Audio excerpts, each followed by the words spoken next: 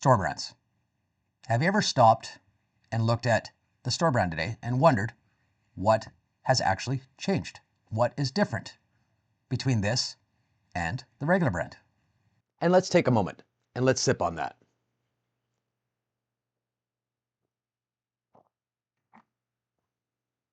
In the past, buying a store brand usually meant accepting an inferior product. You paid less, but you also gave something up. Usually it was quality, often durability, and that was very consistent across the board. The trade-offs were very clear. Today, that line isn't always so obvious anymore. You can stand products side by side, literally, compare the ingredients, the packaging, and test the performance. And in some cases, it's hard to tell the difference. It's very hard to tell the difference at all. So what changed? In this episode, we're going to look at exactly that. What did change? How some store brands evolved. What they say they used to mean and what they mean now.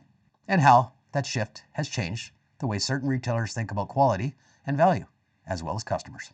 And to understand that shift clearly, we need to look at one example we all know very well. Kirkland Signature by Costco. When Kirkland Signature was introduced, the goal wasn't simply to offer a cheaper option.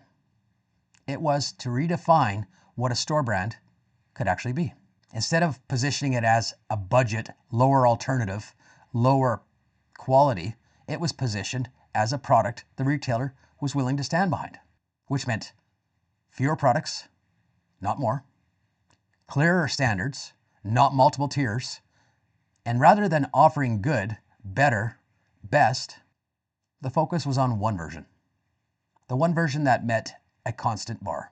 The emphasis was not on cutting corners. It was on removing unnecessary layers. Heavy marketing, excess packaging, and brand premiums that didn't improve the performance one bit.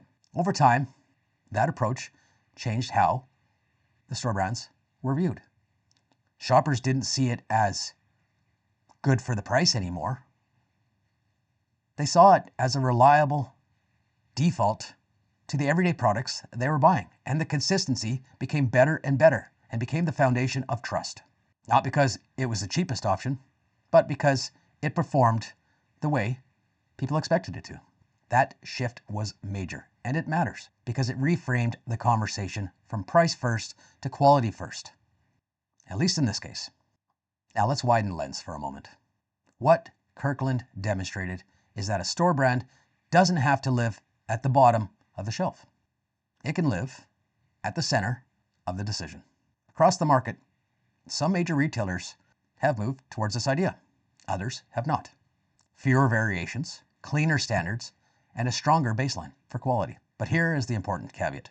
Not all store brands operate the same way, not even close. Some still prioritize price above everything else. Some improve only in certain categories. Some are very inconsistent depending on the product and the store. So when we talk about store brands today, we're not saying they're all the same. We're not saying they've all changed for the better. And we're not saying they deliver the same experience. Not all of them. What we are saying is this. Kirkland shows what happens when quality becomes the baseline rather than just price. And value becomes the outcome, not the compromise. That distinction matters because it lets us talk. It lets us talk about value. It lets us save money. And it does it without confusing it for being cheap. Before getting into numbers or comparisons, we did something simple at DNA. We looked at our own households. Not a survey, not a study, just an honest look at what we already use day to day. And what stood out was how many of those products were store brands.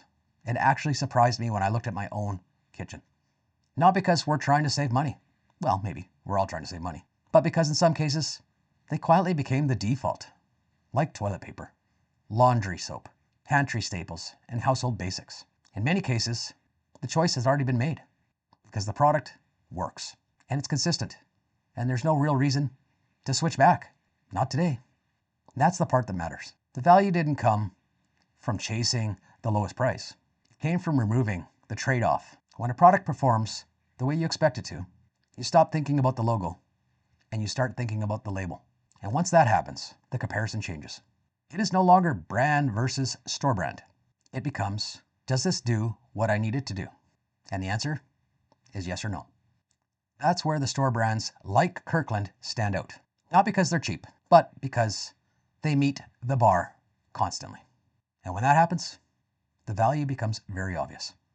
Now, before we wrap this up, let's widen the lens one last time. In today's economy, things are changing. Costs are expensive. Money is harder to make and harder to keep. Because of that, a lot of households are being pushed to think differently. Not about luxury anymore, not about excess, just about value. At DNA, we don't tell you what to choose. We don't tell you what to buy. And we certainly don't tell you how to spend your money. What we do is we look at the pattern and we offer a different way to think. So next time you're at the store, whatever store you shop at, take a second look, not just at the price, not just at the brand name. Look at the store brand. Look at the store brand beside it. Compare what you're actually getting. You might decide the name brand still makes sense for you, and that is fine. Or you might realize that in some cases, you're paying more without getting more. And if that helps you save a little money or stretch your dollar further, or just enjoy something a little bit more for a little bit less in your life, then that's a win. That's the DNA approach. We spent the last few episodes in the store looking at brands and looking at brand values and how things are changing. For the next couple episodes, we're going to look at economics. We'd like to thank you for your time. Please keep your coffee warm. Cheers.